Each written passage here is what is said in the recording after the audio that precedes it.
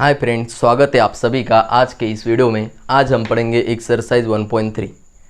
ठीक है बच्चों, मेरा जो पहला वीडियो था इसके रिलेटेड जो मैंने बेसिक जिसमें पढ़ाया था, अगर आपने वो नहीं देखा है तो डिस्क्रिप्शन बॉक्स में उसकी लिंक अवेलेबल है, आप वहाँ पे जाके चेक कर सकते हैं। ओके, तो पहले वो वीडियो देख लो बच्चों, बाद में ये वीडियो देखना। तो देखो बच्चों, एक्सरसाइज 1.3 का फर्स्ट क्वेश्चन है, if A equal to 1 set दिया है हमें 3, 5, 7, 9, 11 और 12। Determine the truth values of each of the following. आगे कुछ हमें स्टेटमेंट दिए, उनकी हमें ट्रूथ वैल्यूज़ फॉलो करनी है। उसके अंदर कुछ ट्रूथ मतलब देयर एग्जिस्ट वगैरह यूज़ किया हुआ है, क्वांटिफायर्स। ओके, तो देखो बच्चों, उसके लिए मैं पहले आपके लिए एक शॉर्टकट बना के देता हूँ। देयर एग्जिस्ट अगर स्टेटमेंट के अंदर यूज़ किया है तो वो स्टेटमेंट कब ट्रू होगा। तो देखो बच्चों, ट्रू के लिए हमने एक कंडीशन रखी कि देयर एग्जिस्ट कब ट्रू होगा। If at least one element in the set satisfy the condition, given condition। Okay, set के अंदर का कम से कम एक एलिमेंट ने दी हुई कंडीशन को सेटिस्फाई करना चाहिए, तभी देयर एग्जिस्ट वाला स्टेटमेंट ट्रू होगा, अदरवाइज क्या फॉल्स होगा। ओके, और फॉर ऑल के लिए हम बच्चों याद रखेंगे फॉल्स कब होगा। जिस सेंटेंस के अंदर, जिस स्टेटमेंट के अंदर फॉर ऑल यूज़ किया है वो स्टेटमेंट कब फॉल्स होगा, तो उसके लिए होगा बच्चों सेम होगा, सिर्फ चेंज करेंगे। देखो कहाँ पे, if at least one element in the set does not satisfy the given condition। मतलब बच्चों कि सेट में जितने भी एलिमेंट दिए उसमें से कम एक एलिमेंट ने भी दी हुई कंडीशन सेटिस्फाई नहीं की, तो हम उस स्टेटमेंट को क्या बोलेंगे, फॉल्स बोलेंगे। कब? जब फॉर ऑल यूज़ किया हो तब। और देयर एग्जिस्ट में क्या देखेंगे कि एटलीस्ट वन एलिमेंट ने दी हुई कंडीशन सेटिस्फाई करता है तो उसे ट्रू बोलेंगे। एक से ज़्यादा एलिमेंट सेटिस्फाई कर रहे तो बहुत बढ़िया, ठीक है, अच्छा है, तब सोने पे सुहागा है, हमें चलेगा, एक्स्ट्रा मिल रहा है कुछ, ठीक है। तो देयर एग्जिस्ट के वक्त क्या सर्च करना है, कम से कम एक एलिमेंट दी हुई कंडीशन को सेटिस्फाई कर रहा हो, और फॉर ऑल के वक्त कम से कम एक एलिमेंट ढूंढना है जो दी हुई कंडीशन को सेटिस्फाई नहीं कर रहा हो। ओके, तो देखो बच्चों, हमारा पहला स्टेटमेंट है there exist x belongs to A, मतलब हमें ए के अंदर कम से कम एक एलिमेंट ऐसा मिलेगा जो ये वाली कंडीशन सेटिस्फाई करेगा। तो देखो सेटिस्फाई कर रहा है कि नहीं। कोई एक एलिमेंट 3 अगर मैंने यहाँ पे पुट किया तो 3 में से 8 माइनस किए तो -5 आएगा, 5 में से 8 माइनस किए तो -3, नहीं कर रहा है सेटिस्फाई। 7 में से 8 माइनस किया तो -1, नहीं कर रहा है सेटिस्फाई। 9 में से 8 माइनस किया तो क्या बचेगा, 1। तो बच्चों 9 ये कंडीशन सेटिस्फाई कर रहा है। तो देखो बच्चों क्या लिखेंगे, here x equal to 9 satisfy the given condition. Okay, और हमें देखो बच्चों देयर एग्जिस्ट यूज़ किया था, और देयर एग्जिस्ट बस क्या बोला है हमें कि if at least one element satisfy the given condition then the statement is true. तो एक एलिमेंट तो हमें मिल गया, कौन सा, x इक्वल टू 9, ये दी हुई कंडीशन को सेटिस्फाई कर रहा है, तो ये स्टेटमेंट क्या हो गया बच्चों, ट्रू हो गया, ठीक है, सेटिस्फाई द गिवन कंडीशन। तो आगे लिखेंगे hence it is a true statement, hence its truth value is capital T। Okay, फिर से एक बार रिपीट करते रहो बच्चों, हमें एक सेट दिया है और हमें कुछ स्टेटमेंट दिए होंगे, उनके अंदर क्वांटिफायर यूज़ किए होंगे, देयर एग्जिस्ट, फॉर ऑल वगैरह। ओके, तो देयर एग्जिस्ट के लिए हमने एक शॉर्टकट बनाया कि देयर एग्जिस्ट कब ट्रू होता है, जब दी हुई एलिमेंट्स के बीच में से, ठीक है, जितने भी हमें एलिमेंट दिए हुए उनमें से कम एक एलिमेंट ने दी हुई कंडीशन को सेटिस्फाई करना चाहिए, ठीक है, कम से कम एक एलिमेंट ने दी हुई कंडीशन सेटिस्फाई करनी चाहिए, तभी हम उस स्टेटमेंट को ट्रू बोलेंगे। जैसे कि इस एग्जांपल में ये कंडीशन दी हुई है और देयर एग्जिस्ट यूज़ किया है, मतलब हमें एक एलिमेंट सर्च करना है जो इस कंडीशन को सेटिस्फाई कर रहा है। तो हमने सर्च किया तो हमें कौन सा नंबर मिला, 9। ओके, तो 9 मैंने लिखा यहाँ पे, here x equal to 9 satisfy the given condition, hence its truth value is capital T। मतलब ट्रू है तो उसकी ट्रूथ वैल्यू क्या होगी, कैपिटल T हो गई। ओके, तो बच्चों इसे अपनी कॉपी में राइट कर लो। हमारा सेकंड स्टेटमेंट है बच्चों, for all x belongs to a, x square plus x is an even number. तो फॉर ऑल के वक्त हमें क्या देखना है बच्चों कि at least one element in the set does not satisfy the condition. हमें एक एलिमेंट ऐसा सर्च करना है जो दी हुई कंडीशन को सेटिस्फाई ना करता हो। तो आपके मन में या मतलब आपके माइंड में ऐसा कुछ सवाल आया होगा कि सर अगर हमें ऐसा नंबर नहीं मिला तो मतलब सारे के सारे नंबर्स दी हुई कंडीशन को सेटिस्फाई करते हो तो क्या होगा, दी हुई स्टेटमेंट जो है वो ट्रू होगा। फॉल्स कब आएगा, जब नहीं सेटिस्फाई कर रहा हो तब। अगर सभी के सभी सेटिस्फाई कर जाए तो क्या होगा, ट्रू होगा। ओके, तो देखो बच्चों फॉर ऑल दिया है ना हमें, तो हम सर्च करेंगे एक एक नंबर, यहाँ पे रफ वर्क करेंगे।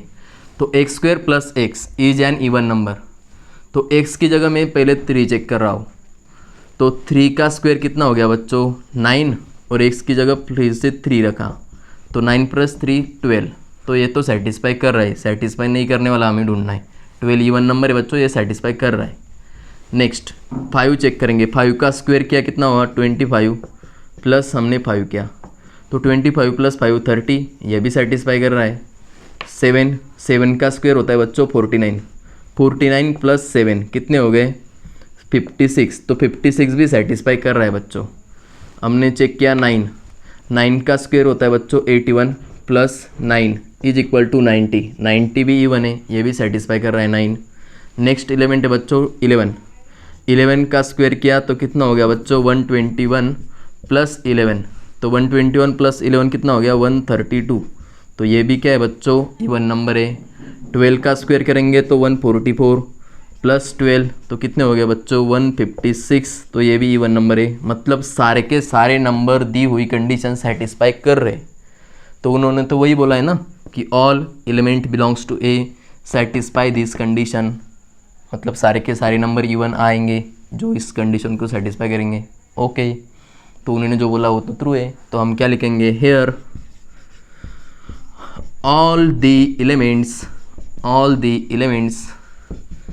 in the set A satisfy the given condition,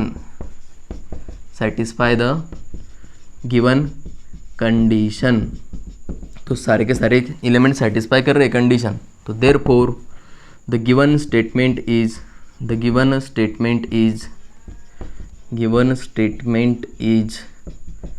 true. Hence तो यहाँ पे लिखेंगे उसकी truth value, hence its truth value is capital T। Okay, तो बच्चों आपकी नोटबुक में इसे राइट कर लो। हमारा थर्ड स्टेटमेंट है बच्चों, there exist x belongs to a such that x square strictly less than 0। तो देखो बच्चों इस स्टेटमेंट के लिए तो हमें किसी नंबर को देखने की भी ज़रूरत नहीं है। हमें बेसिक पता है कि square is always positive. Positive का मतलब क्या, 0 से ग्रेटर, 0 से लेस मतलब क्या, नेगेटिव, और बीच में रहता है 0 जो कि ना तो नेगेटिव है ना तो पॉजिटिव है। ठीक है, तो यहाँ पे देखो बच्चों x square strictly less than 0 मतलब स्क्वायर नेगेटिव आएगा। हमें तो पता है सारे ही रियल नंबर का स्क्वायर क्या होता है, पॉजिटिव होता है। ठीक है, square of every real number is positive मतलब क्या, ग्रेटर देन 0। ओके, तो देखो बच्चों तो यहाँ पे तो कोई भी नंबर ऐसा नहीं जिसका स्क्वायर करेंगे और वो निगेटिव में आएगा। ठीक है, तो मतलब हमें ऐसा कोई भी नंबर नहीं मिलने वाला है जो ये कंडीशन सेटिस्फाई करे। ठीक है, तो हम क्या करेंगे, here all the elements in the set does not satisfy the given condition,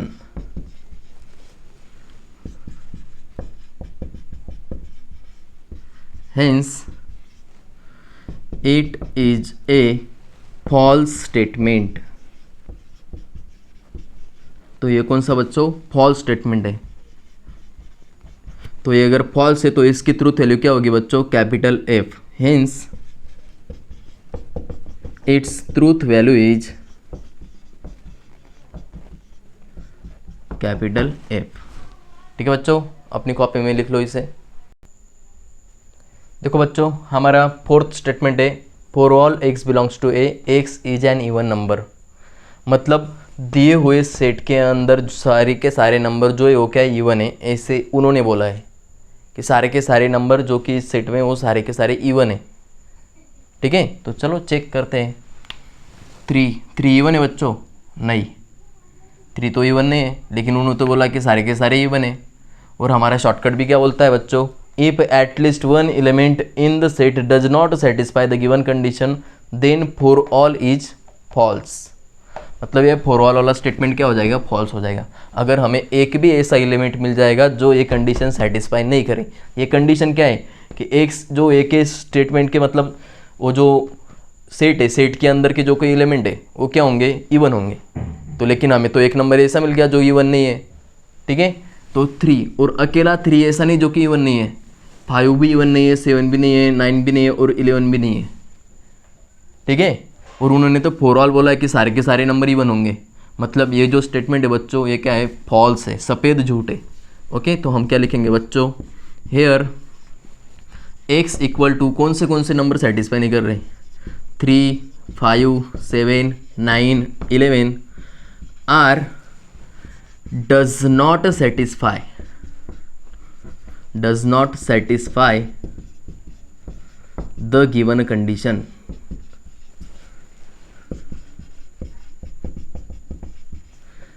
Hence it is a false statement। और ये अगर फॉल्स स्टेटमेंट है तो इसकी ट्रूथ वैल्यू क्या होगी बच्चों, it's truth value is capital F. ठीक है बच्चों, अपनी कॉपी में इसे लिख लो। देखो बच्चों, हमारा फिफ्थ स्टेटमेंट है, there exist x belongs to A such that 3x + 8 strictly greater than 40। Strictly greater than 40 दिया है बच्चों। तो इस टाइप की जो कंडीशन रहती है ना बच्चों, कुछ दिया है यहाँ पे मतलब एडिशन वगैरह दिया है, और ग्रेटर देन वाला स्टेटमेंट है, ग्रेटर देन है मतलब एडिशन करेंगे तो ग्रेटर आएगा कितने, 40 से।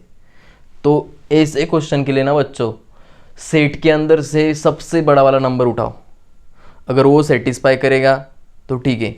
हमें तो एक ही नंबर चाहिए ना देयर एग्जिस्ट के लिए। देयर एग्जिस्ट ट्रू कब होगा, जब कम से कम एक एलिमेंट सेटिस्फाई कर देगा दी हुई कंडीशन, तो स्टेटमेंट क्या हो जाएगा, ट्रू होगा। हमें तो एक ही एलिमेंट की ज़रूरत है। अगर बड़ा वाला नंबर सेटिस्फाई कर देगा तो हमारा काम तो हो जाएगा। और अगर समझ लो बड़ा वाला नंबर सेटिस्फाई नहीं कर रहा है तो छोटे वाले नंबर कहाँ से करेंगे। ठीक है, तो हम सबसे पहले बड़े वाले नंबर को हिट करेंगे, 12 को। तो चेक करो बच्चों, रफ वर्क में 12 यहाँ पे एक्स की जगह पे रखो 3, और यहाँ पे एक्स की जगह डाला 12 प्लस का 8, करो सेटिस्फाई 40 से ज़्यादा आता है क्या नहीं। 12 × 3 36, 36 प्लस 8 बच्चों कितना हो गया, 44। ओके, तो ये तो ग्रेटर देन है 40 से, मतलब 12 सेटिस्फाई कर रहा है दी हुई कंडीशन। एक मिनट हम क्या करते हैं, 11 को भी चेक करके देखते हैं। तो 11 पुट करता हूँ मैं इक्वेशन में, 3 एक्स की जगह डाला 11 प्लस का 8, 11 × 3 33 प्लस 8 कितने हो गए बच्चों, 41। ये भी ग्रेटर है 40 से। ओके, 9 नहीं करेगा सेटिस्फाई। तो 2 नंबर हमें इससे मिले जो सेटिस्फाई कर रहे हैं, लेकिन उन्होंने क्या बोला था, कम से कम एक नंबर मिलेगा, एक तो एक्स्ट्रा मिल गया हमें, तो अच्छी बात है। तो हम लिखेंगे बच्चों, हेयर एक्स इक्वल टू 11 और 12 satisfy the given condition।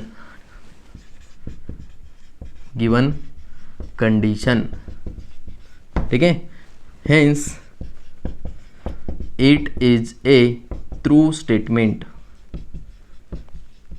और अगर ये ट्रू स्टेटमेंट है बच्चों तो इसकी ट्रूथ वैल्यू क्या होगी, hence its truth value is capital T। Okay, तो अपनी कॉपी में इसे लिख लो बच्चों। देखो बच्चों, 6th एग्जाम्पल है हमारा, for all x belongs to A 2x + 9 strictly greater than 14। पिछला जो एग्जाम्पल था ना उसके अंदर यहाँ पे देर एग्जिस्ट था और कंडीशन ऐसी थी, ग्रेटर देन ही थी। तो हमने क्या किया, सबसे बड़ा वाला नंबर चूज़ किया क्योंकि हमें ट्रू लाना था। तो उसके लिए हमें सिर्फ एक ही नंबर ऐसा चाहिए था जो कंडीशन सेटिस्फाई कर रहा हो। लेकिन यहाँ पे फॉर ऑल है तो हम क्या करेंगे, सबसे छोटे वाले नंबर के पास जाएंगे। क्यों? क्योंकि फॉर ऑल के वक्त हमें फॉल्स चेक करना होता है। क्योंकि अगर हमें एक भी नंबर ऐसा मिल गया जो दी हुई कंडीशन को सेटिस्फाई नहीं कर रहा हो तो स्टेटमेंट क्या हो गया, फॉल्स हो जाएगा। तो हम सबसे छोटा वाला नंबर हिट करेंगे यहाँ पे। अगर सबसे छोटा वाला नंबर ये कंडीशन सेटिस्फाई कर रहा है तो बड़े वाले नंबर भी करेंगे। एग्जैक्टली बात है, कॉमन सेंस की बात है तो ओके। और अगर छोटा वाला नंबर ये 3 नहीं सेटिस्फाई कर रहा है तो एक नंबर हमें मिल गया जो कंडीशन सेटिस्फाई नहीं कर रहा है, तो हम क्या लिख देंगे इस स्टेटमेंट को, फॉल्स। क्योंकि हमें फॉल्स बोलने के लिए सिर्फ एक ही नंबर की ज़रूरत है। ओके, तो देखो बच्चों 3 हम प्लेस करके देखते हैं यहाँ पे। 2 एज इट इज़, एक्स की जगह मैंने 3 पुट किया और प्लस का 9, ठीक है। तो 2 × 3 कितने हो गए बच्चों, 6 + 9। तो 6 + 9 कितने हो गए बच्चों, 15। और 15 ग्रेटर है बच्चों 14 से। तो मतलब सेट के अंदर का सबसे छोटा नंबर दी हुई कंडीशन सेटिस्फाई कर रहा है। तो इसका मतलब ये है कि बाकी ये बड़े वाले नंबर भी सेटिस्फाई करेंगे। मतलब सारे के सारे नंबर ये कंडीशन सेटिस्फाई कर रहे हैं। ओके, तो हम क्या लिखेंगे, देखो बच्चों, here all the elements in the set satisfy the given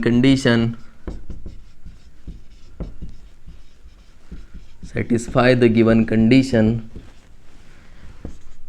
hence it is a true statement। Hence अगर ट्रू है तो इसकी ट्रूथ वैल्यू क्या होगी बच्चों, capital T। Hence its truth value is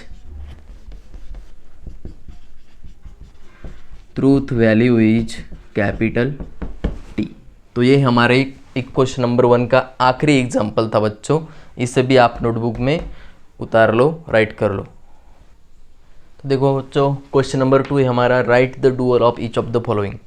मतलब ये पूरे के पूरे चैप्टर का सबसे इजी पार्ट, ठीक है, सबसे इजी, ठीक है। मतलब समझ में आना चाहिए तब इजी होगा। देखो बच्चों इसमें क्या करना है, हमें कंजंक्शन की जगह हमें रिप्लेस करना है डिसजंक्शन, डिसजंक्शन को रिप्लेस करना है कंजंक्शन से, टी मतलब टोटोलॉजी को रिप्लेस करना है सी से, सी फॉर कॉन्ट्रडिक्शन, और कॉन्ट्रडिक्शन को रिप्लेस करना है हमें टी से। मतलब डिसजंक्शन की जगह कंजंक्शन, कंजंक्शन की जगह डिसजंक्शन, टी की जगह सी, सी की जगह टी।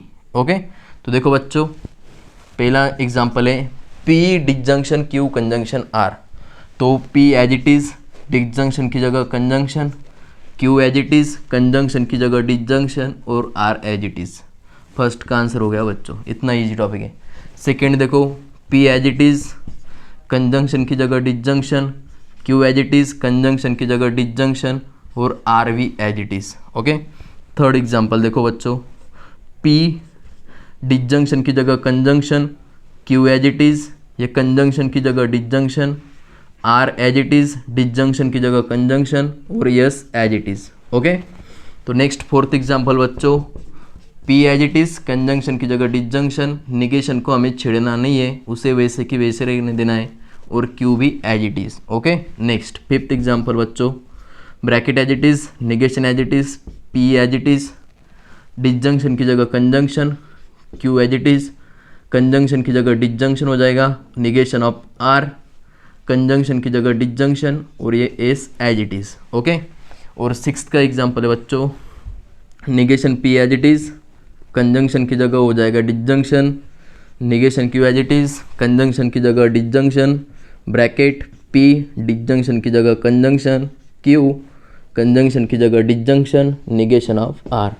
तो ये हो गए बच्चों हमारे पहले 6 एग्जाम्पल्स। ओके, तो आप इन्हें अपनी कॉपी में राइट कर लो, उतार लो।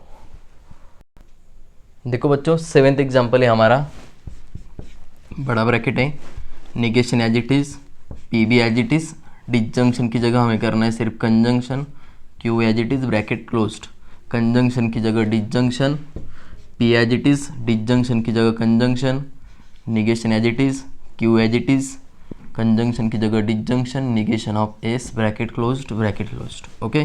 तो 7th का आंसर हो गया बच्चों ये। अभी देखो यहाँ पे सी यूज़ हुआ है, तो हमें सी की जगह क्या करना होता है बच्चों, टी, मतलब tautology. C for contradiction, contradiction के उलट क्या होगा, टोटोलॉजी।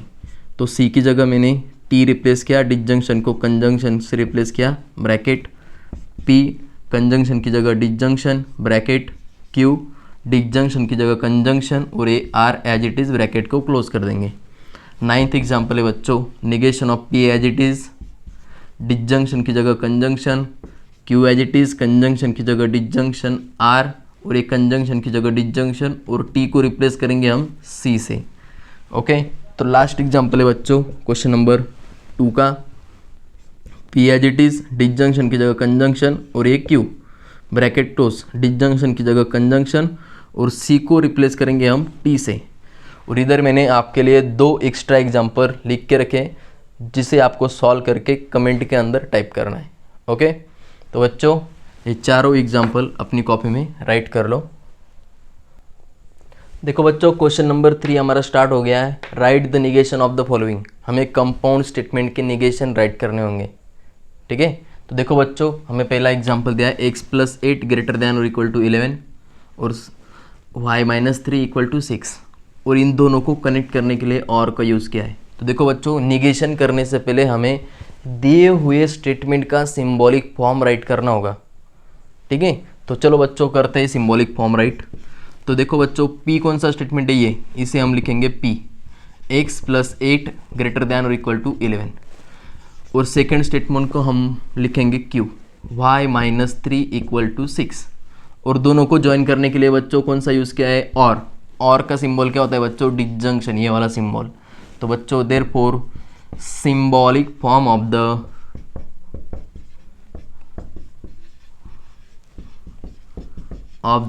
गिवन स्टेटमेंट इज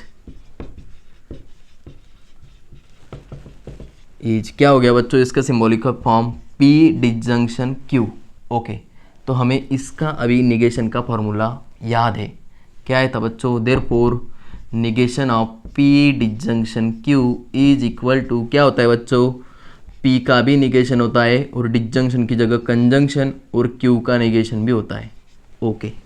मतलब इन दोनों स्टेटमेंट का हमें निगेशन करना होगा। तो ठीक है, p का निगेशन क्या होगा बच्चों, x + 8 ग्रेटर दैन और इक्वल टू 11 है, तो इसके हम साइन चेंज कर देंगे, लेस देन कर देंगे, ठीक है, या फिर यहाँ पे काट लगा दें, ठीक है। तो देखो बच्चों मैं लिखूंगा यहाँ पे इसका symbolic form, therefore the negation is x + 8 greater than और इक्वल टू 11 है ना, तो मैं यहाँ पे एक काट मार दूंगा कि x + 8 is not greater than और इक्वल टू 11, और की जगह पे एंड, ओके। और p का भी निगेशन, ये q का भी negation, y - 3 is not equal to 6। तो बच्चों ये हो गया दिए हुए स्टेटमेंट का निगेशन, ओके। सेकेंड एग्जाम्पल देखो, वही उसी टाइप का है, पहले में और यूज़ किया था, यहाँ पे एंड यूज़ किया है। तो ठीक है, p की वैल्यू हम ये लिख लेंगे 11 लेस दैन 15, q की वैल्यू हम लिखेंगे 25 ग्रेटर दैन 20, ओके। तो देखो बच्चों therefore symbolical form of the given statement is, क्या है बच्चों, फिर सिंबॉलिकल फॉर्म p एंड की जगह कंजंक्शन, और ये q, p conjunction q, therefore negation of p conjunction q क्या होता है बच्चों, p का कंजंक्शन की जगह डिजंक्शन, और q का भी कंजंक्शन, जिसे हम डी मॉर्गन्स लॉ बुलाते थे इन दोनों के लिए, ठीक है। तो देखो बच्चों negation is negation of p का निगेशन करेंगे, क्या होगा, 11 is not less than 15, okay. और एंड की जगह हो जाएगा बच्चों और 25 इज नॉट ग्रेटर देन 20। एक और बार मैं बता दूंगा बच्चों, अगर आपको ये ऐसे काट नहीं मारना है, प्रॉपर तरीके से लिखना है, तो देखो बच्चों ग्रेटर देन का निगेशन होता है लेस देन और इक्वल टू, लेस देन और इक्वल टू का होता है ग्रेटर देन, ठीक है।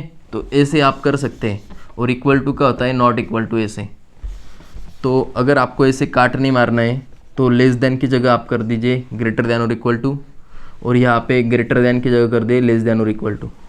ओके, दोनों चीज़ें मैंने आपको बता दी, आपको जो अच्छी लगती है वो आप यूज़ कर सकते हैं। ठीक है, तो आप इसे नोटबुक के अंदर राइट कर लो बच्चों। हमारा थर्ड एग्जाम्पल है बच्चों, quadrilateral is a square if and only if it is a rhombus. देखो बच्चों, कनेक्टिव कौन सा यूज़ किया है, if and only if. Okay, तो पी और क्यू लिखो। तो पी होता है बच्चों ये, quadrilateral is a square, quadrilateral is a square. Okay, ये हो गया हमारा पी। और क्यू क्या होगा बच्चों, इट इज ए रम्बस, मतलब क्या, quadrilateral is a rhombus, quadrilateral is a rhombus. Okay, ये हमारा पी और क्यू हो गया बच्चों। क्यू स्मॉल लिखो यहाँ पे। ओके, तो देखो बच्चों, इसका सिंबॉलिकल फॉर्म क्या होगा, इफ एंड ओनली इफ के लिए कौन सा सिंबल यूज़ करते हैं हम, डबल इम्प्लीकेशन, ये वाला। ओके, तो देखो बच्चों, सिंबॉलिकल फॉर्म ऑफ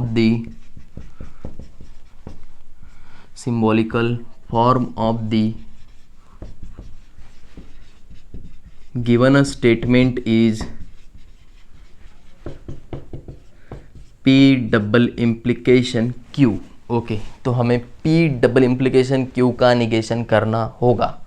तो देखो बच्चों, negation of P double implication Q is equal to, सबसे बड़ा फॉर्मूला निगेशन का इसी का है बच्चों, डबल इम्प्लीकेशन का। तो देखो बच्चों, इसे याद कैसे रखेंगे, P कंजंक्शन Q का negation. Okay, P conjunction Q का निगेशन, डिजंक्शन यहाँ पे करेंगे। ओके, अब क्या करेंगे, P की जगह Q, Q की जगह P, मतलब देखो पहले P है ना, तो यहाँ पे Q लिखेंगे। Okay, conjunction as it is, negation भी एज इट इज़, और Q की जगह P। ऐसे हमें ए फॉर्मूला याद रखना है। तो ठीक है बच्चों, हमें बस इस फॉर्मेट में ये वैल्यूज़ पुट करनी है। तो देखो बच्चों, P मतलब क्या है, क्वाड्रिलेटरल इज ए स्क्वायर। तो ठीक है, लिखेंगे क्वाड्रिलेटरल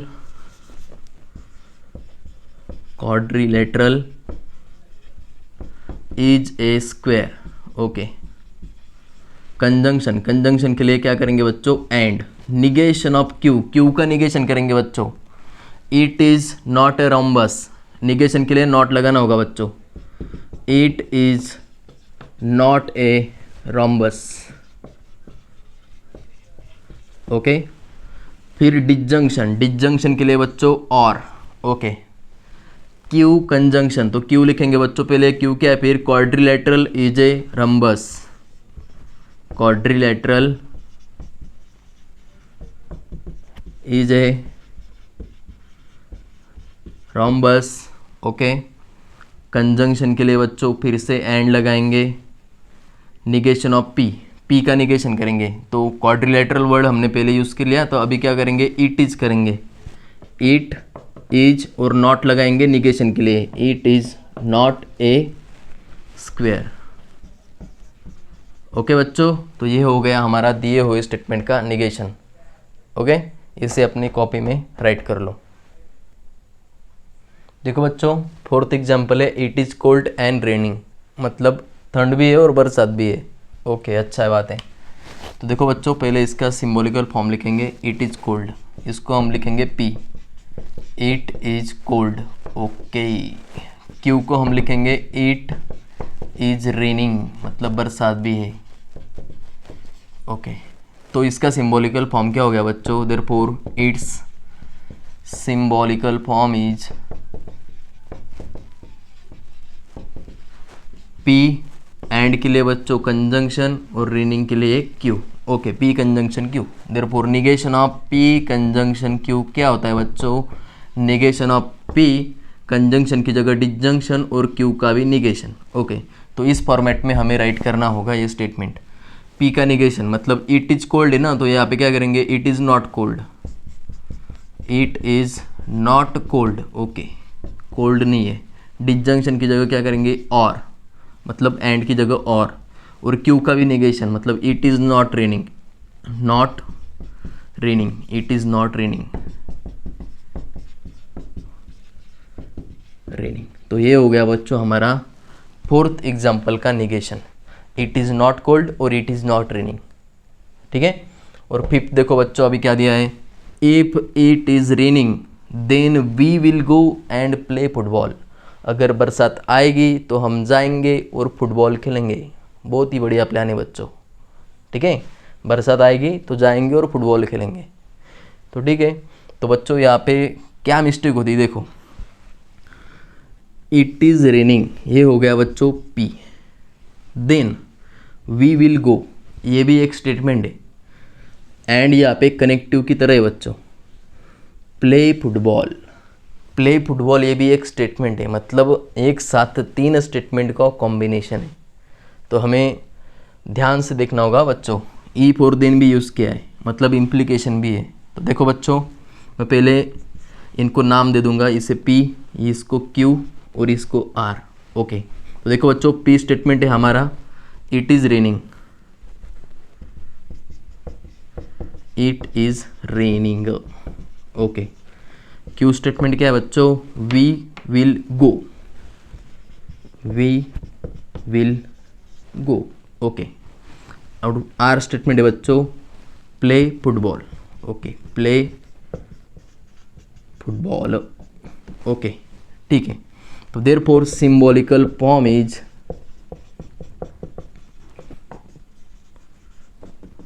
तो देखो बच्चों ध्यान से देखना, ई फॉर देन यूज़ किया है और ई फॉर देन के बीच में होता है बच्चों पी, तो मैंने लिखा है यहाँ पे पी। ओके, और यहाँ पे इम्प्लीकेशन देन के बाद जो होता है वो होता है क्यू, वी विल गो ये हो गया बच्चों क्यू। आगे क्या है बच्चों एंड, एंड का मतलब क्या है कंजंक्शन, और ये हो गया आर, तो यहाँ पे हम लगा देंगे बच्चों bracket, P implication Q conjunction R. Okay बच्चों, तो देखो बच्चों हमें इसका निगेशन करना होगा, तो negation of P implication Q conjunction are. तो इम्प्लीकेशन का निगेशन क्या होता है बच्चों, first statement as it is. ठीक है, इम्प्लीकेशन की जगह लिखेंगे कंजंक्शन और इस ब्रैकेट का हमें करना होगा negation, negation of P conjunction Q.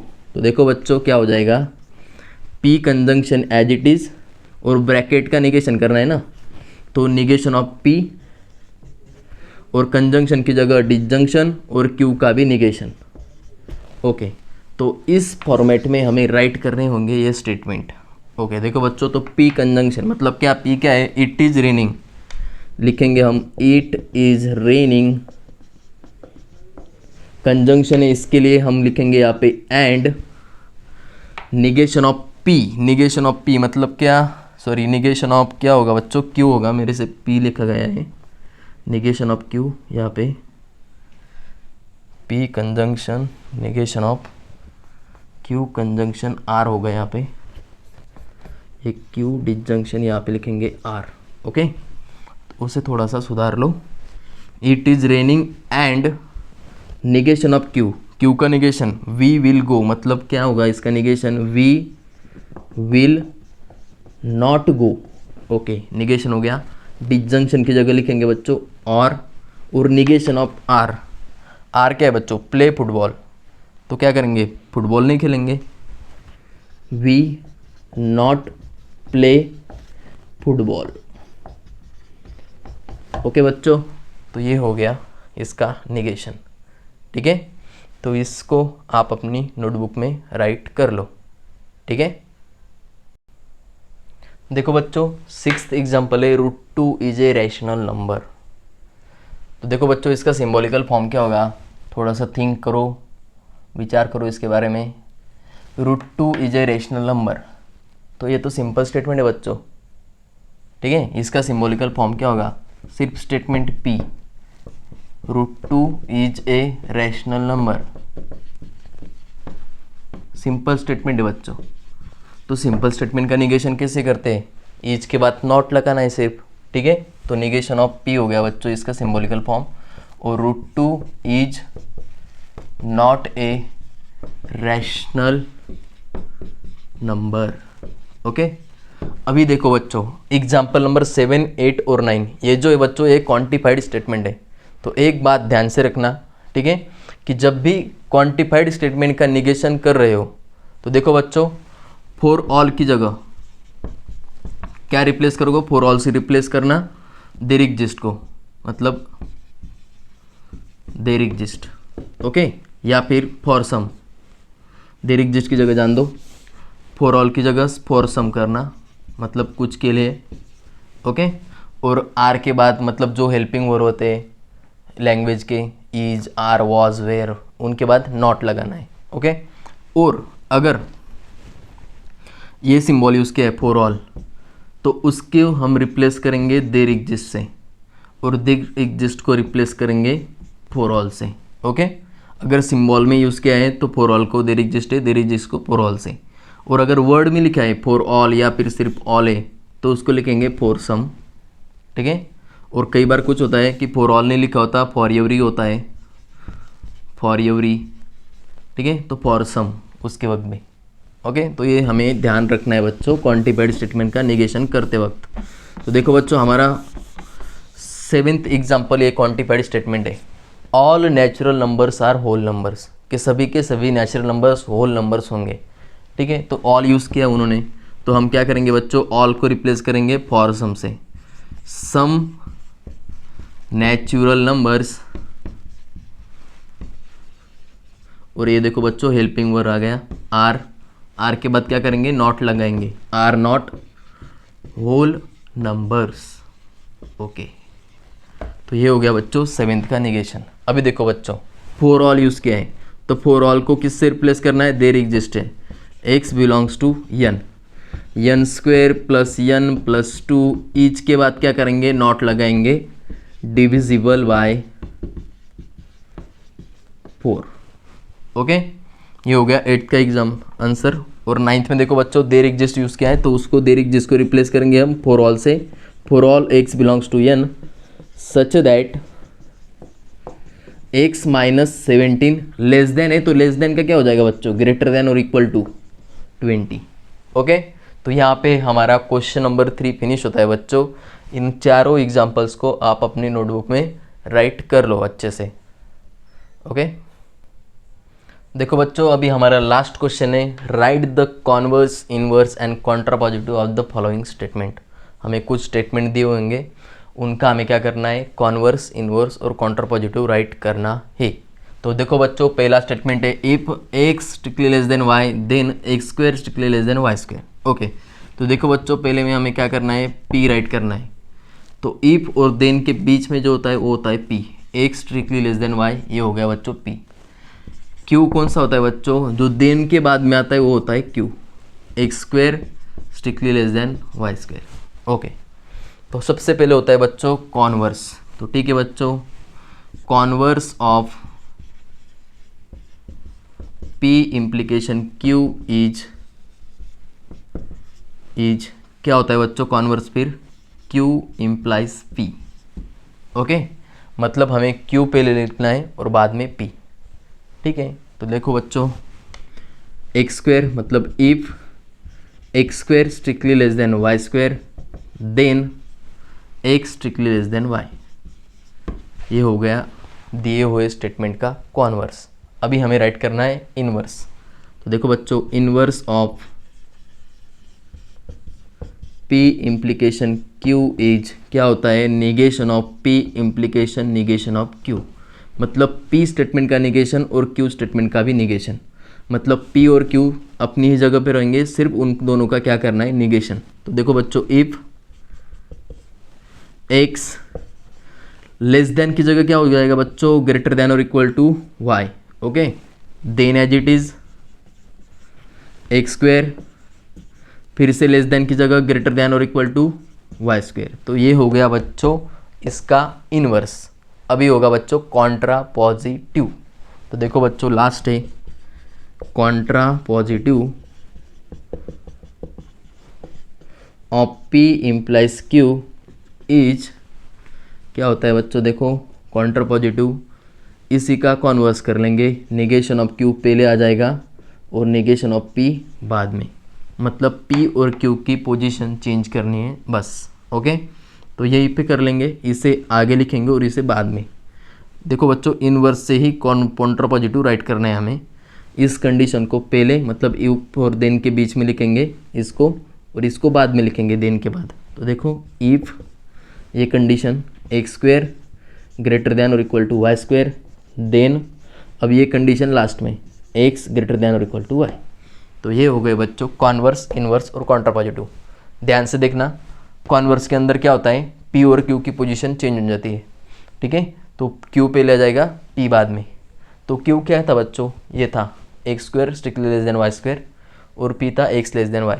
तो ये आ गया पहले और ये चला गया बाद में। देखो यहाँ पे ऑब्जर्व करो, ये पहले आ गया और देन के बाद ये हो गया, ठीक है।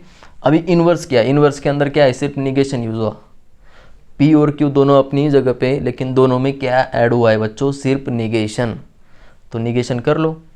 तो देखो बच्चों इफ़ एक्स लेस देन की जगह हो गया ग्रेटर देन और equal to y as it is, then x square as it is है, लेस देन की जगह हो गया ग्रेटर देन और इक्वल टू, और वाई स्क्वायर भी as it is.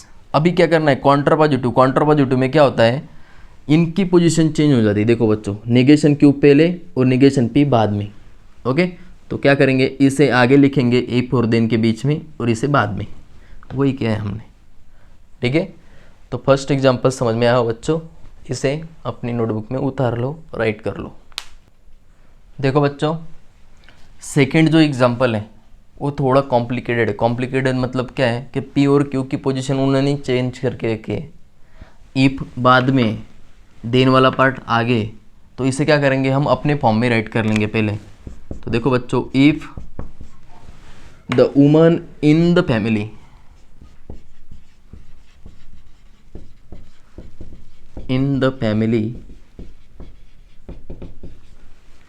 it is literate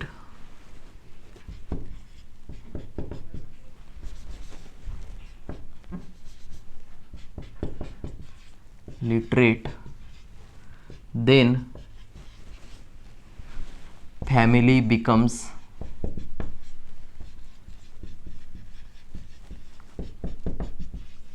literate, मतलब साक्षर बनेगी, ओके। तो देखो बच्चों पी कौन सा है, इफ और देन के बीच में जो है वो है P. If the woman in the family is literate, then के बाद में जो है वो है क्यू। तो देखो बच्चों पी है हमारा, the woman in the family is literate, okay. और क्यू है फैमिली बिकम्स लिटरेट, ओके। तो देखो बच्चों हम पहले लिखेंगे converse, therefore converse of P implies Q is, क्या होता है बच्चों, पी इम्प्लाइज क्यू का converse Q implies P, okay. तो देखो बच्चों पहले क्यू लिखेंगे बाद में पी लिखेंगे। If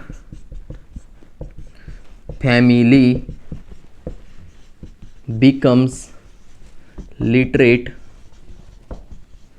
then woman in the family is literate, then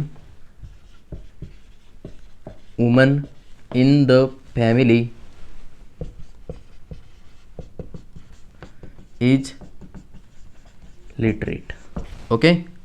और सेकेंड होता है बच्चों कॉन्वर्स के बाद होता है inverse. Inverse of P implies Q is equivalent to negation of P implies negation of Q, okay. मतलब पी और क्यू अपनी ही जगह होंगे, सिर्फ उन दोनों का क्या हो जाएगा, निगेशन, ओके। तो देखो बच्चों इस स्टेटमेंट को ऑब्जर्व करो, if the woman in the family, the woman in the family is के बाद क्या लगाना है बच्चों, नॉट, क्योंकि हमें निगेशन करना है, is not literate, okay. Then family become literate है ना बच्चों, तो यहाँ पे क्या करेंगे, नॉट बिकम लिटरेट करेंगे, नॉट बिकेम लिटरेट, ओके। तो ये हो गया बच्चों इनवर्स।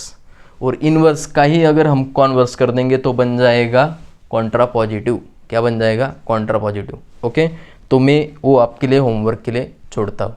ओके, ठीक है, कर लो, झालं होतं ना, जाऊ दे।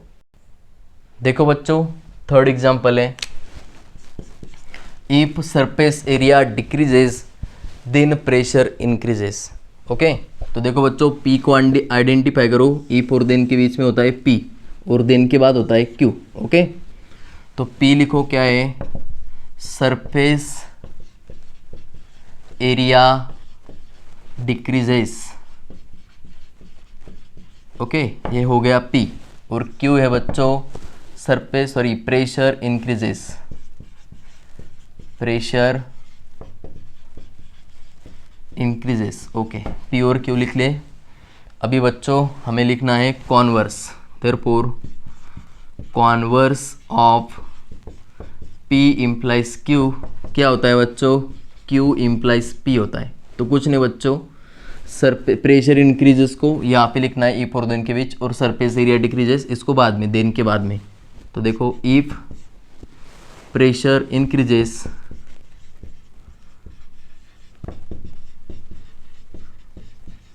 ओके, और यहाँ पे देन, और देन के बाद में ये वाली condition, surface area decreases. Okay, तो ये हो गया बच्चों कॉन्वर्स। अभी होता है inverse. Inverse of P implies Q क्या होता है बच्चों? Negation of P implication negation of Q. Okay, मतलब पी और क्यू दोनों अपनी ही जगह पे होंगे, लेकिन दोनों का निगेशन किया होगा। तो देखो बच्चों, इफ सरफेस एरिया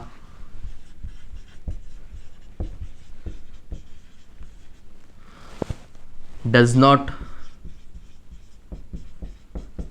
लगाना पड़ेगा हमें, decreases, then pressure does not increases. Okay, तो देखो बच्चों, if surface area does not हमने लगाया क्योंकि हमें निगेशन करना था, decreases, then pressure does not increases क्योंकि यहाँ पे भी हमें निगेशन करना था। तो देखो बच्चों, इनवर्स के बाद होता है बच्चों Contra positive.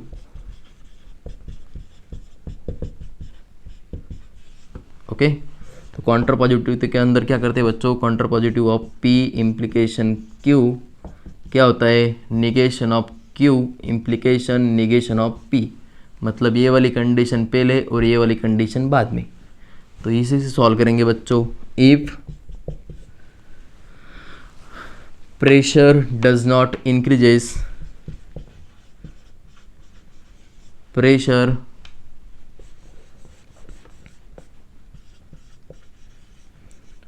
does not increases, okay, then surface area does not decreases।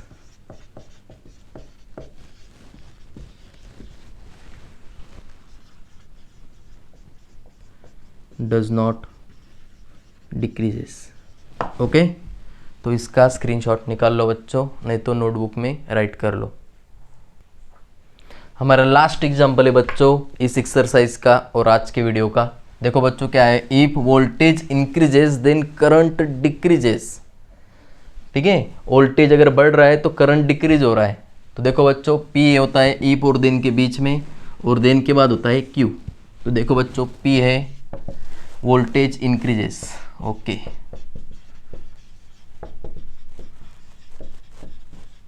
ठीक है, क्यू है बच्चों current decreases.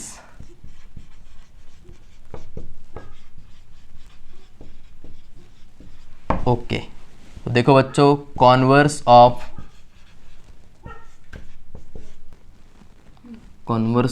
P implication Q क्या होता है बच्चों? क्यू इम्प्लीकेशन पी होता है।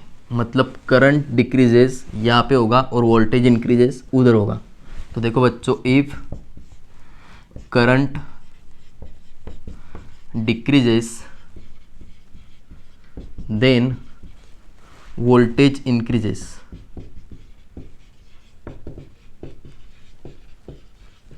ओके, नेक्स्ट होता है बच्चों inverse. Inverse of P implication Q क्या होता है बच्चों? Negation of P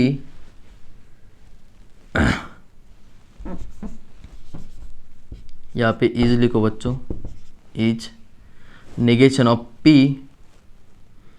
implication negation of Q। Okay, देखो बच्चों P इम्प्लीकेशन Q का negation P implication negation Q, मतलब हमें ये भी यहाँ पे ही रखना है और इसे भी यहाँ पे ही रखना है। सिर्फ दोनों के बीच में क्या करना है? डज नॉट हमें अप्लाई करना होगा। देखो बच्चों, if voltage does not increases then current does not decreases. Okay, और हमारा कॉन्ट्रा पॉजिटिव हो जाएगा बच्चों। अभी contrapositive of P implication Q is क्या होता है बच्चों? Negation of Q implication negation of P। मतलब इसके उलट Q पहले लिखेंगे और निगेशन P बाद में। मतलब देखो, इफ देन के बाद वाला जो पार्ट है ना वो पहले लिखेंगे।